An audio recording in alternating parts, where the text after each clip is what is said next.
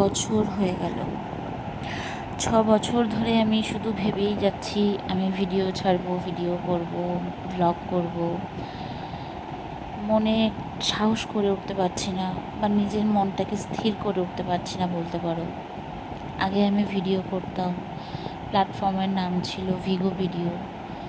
তো সেটা 2019 সালের পর থেকে আমি আর কন্টিনিউ করিনি। আজ প্রথম আমি একটি ব্লগ এর জন্য ভিডিও শ্যুট করেছি। এর আগেও শ্যুট করেছি, কিন্তু কোনোদিন ছাড়া হয়নি, আপলোড করা হয়নি। তো কেন করিনি জানো? কারণ আমায় গাইড করার মতন কেউই ছিল না।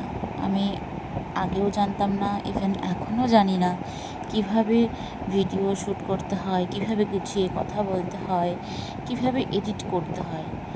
তো আমি যেমন পেরেছি তেমন ভিডিও করে তোমাদের কাছে শেয়ার করছি। ভালো লাগলে অবশ্যই জানিও। তো হ্যালো সবাইকে, আমি প্রিয়াঙ্কা। আমার ফার্স্ট ব্লগে তোমাদের সবাইকে স্বাগত। জানো তো, 7 বছর এই ঘরটায় আমি সংসার করেছি। 7 বছর, একটা দুটো দিন নয়। আজ 7টা বছর পর এই ঘরটা আমি ছেড়ে দিচ্ছি। মনের মধ্যে একটা চাপা কষ্ট আছে যে এই ঘরটায় কত যে স্মৃতি জড়িয়ে আছে, ভাবনার বাইরে। এই ঘরটা থেকেই আমার জীবনে অনেক কিছু শুরু হয়েছে। সেই ঘরটা আজ আমি ছেড়ে দিচ্ছি। ছেড়ে দেওয়ার কারণটা জানতে যদি চাও তাহলে ভিডিওটা পুরো স্কিপ না করে দেখো। তো দেখো, এখানে এই খাটটা আমরা দুজন, মানে আমি আর আমার হাজব্যান্ড, আমরা দুজন মিলেই খাটটাকে খুলেছি এবং সেটও করেছি। 7 বছর একই রকমভাবে খাটটা ছিল, কোনোদিন আমরা খুলিনি। শুধু ওপরের প্লাইটা খুলে ভেতরে জিনিস রেখেছি বা বার করেছি, এটাই। বাকি কোনো কিছু নাট খোলা হয়নি বা খাটটা সরিয়ে ক্লিন করা হয়নি।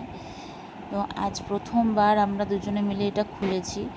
আর খোলার সময় তো খুবই ভয় পাচ্ছিলাম যে খাটটা ভেঙে না যায় বা কিছু ভুলভাল না করে ফেলি। তারপরেও আমরা দুজনে সাহস করে করেছি, কারণ আমরা দুজন ছাড়া বাড়িতে আর সেরকম কোনো মানুষ নেই যে তারা করে দেবে। তো প্রথমে দেখো ওই কাঠটা নিয়ে গেলাম, তারপর ধপাস করে আমার খাটটা পড়ে গেছিলো। ভেবেছিলাম হয়তো ভেঙেই গেছে, তারপর দেখলাম না, ঠিক আছে। তারপরে সব আমরা খাটের পার্টগুলো একটা একটা করে বাইরে এনেছি দুজন মিলে।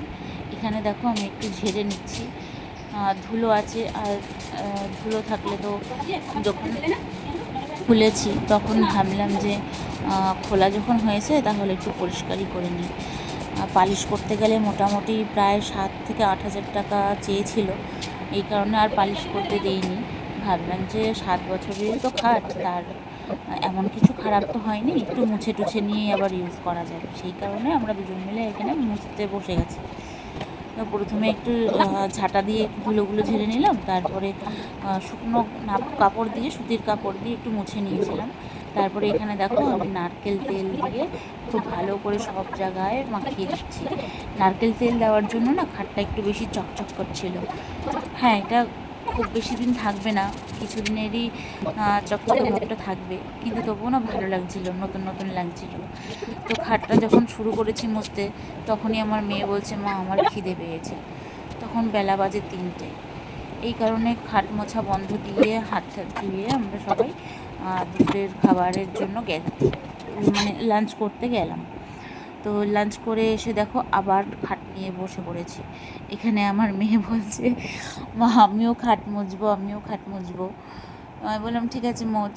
তা মোছে নিই, ওই কোনো রকমের একটু ন্যাকড়া দিয়ে একটু ডলা ঠলা দিয়ে তারপরে চলে গেছে খেলতে। তো এখানে খাট মোছা হয়ে গেছে, এবার আমি ঘরটা পরিষ্কার করতে এসে গেছি। তো এটা আমার নতুন ঘর, এই ঘরটাতে শিফট করব বলেই আমি ওই ঘরটা ছেড়ে দিয়েছি।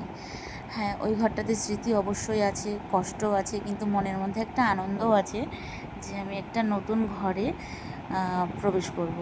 নতুন ঘরটা, যে ঘরটা আমি আর আমার হাজব্যান্ড দুজন মিলে সাজিয়েছি। এই ঘরটা সাজাতে প্রায় আমাদের 2 থেকে 2.5 বছর সময় লেগে গেছে, তার মধ্যে অনেক ঝড়ঝাপটা বয়ে গেছে।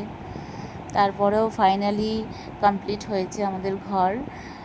তারপরে আজ যাই কাল যাই এই করে করে আমাদের এই ঘরটাতে আসা হচ্ছিল না।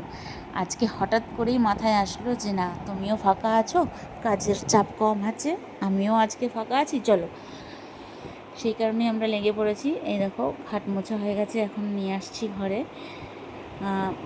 সব কাঠগুলো আনতে মোটামুটি মানে কষ্ট হয়নি, কিন্তু ওই যে মাথার সাইডের যেই বড় কাঠটা, ওটা আনতে ভীষণ কষ্ট হয়েছে। মানে আমার তো স্পেশালি খুবই কষ্ট হয়েছে, কারণ আমার প্রচণ্ড পরিমাণে ব্যাক পেন। আমার মানে সিজারে বেবি হয়েছে সেই কারণ, এবং আরও অনেক কিছু কারণ আছে যে কারণে আমার এই ব্যাক পেন। তো এই কারণে আমার ভীষণ কষ্ট হয়েছে। তো যাই হোক, দেখো খাটটা সেট করার সময় আমাদের আরও প্রবলেম ফেস করতে হয়েছে, কিছুতেই সেট করতে পারছি না। আমরা ভাবছি যে হয়তো আমরা ভুল লাগাচ্ছি। তারপরে মাথায় আসলো না, খাটটা হয়তো ব্যাকা আছে। তো একটু সরাতেই দেখলাম হ্যাঁ, সেট হয়ে গেছে। তো সেই ভিডিওগুলো আমার আর তোলা হয়নি। খাটটা সেট করার পরে যখন স্পঞ্জ এবং চাদর টাদর পেতে রেডি করলাম, এরপরে দেখো আমি বালিশের কভারগুলো একটু ঠিক করে নিচ্ছি, মানে নতুন কভার পরিয়ে নিচ্ছি। এক্ষুনি আমার মেয়ে আসবে, ও জানলাতেই অপেক্ষা করছিল।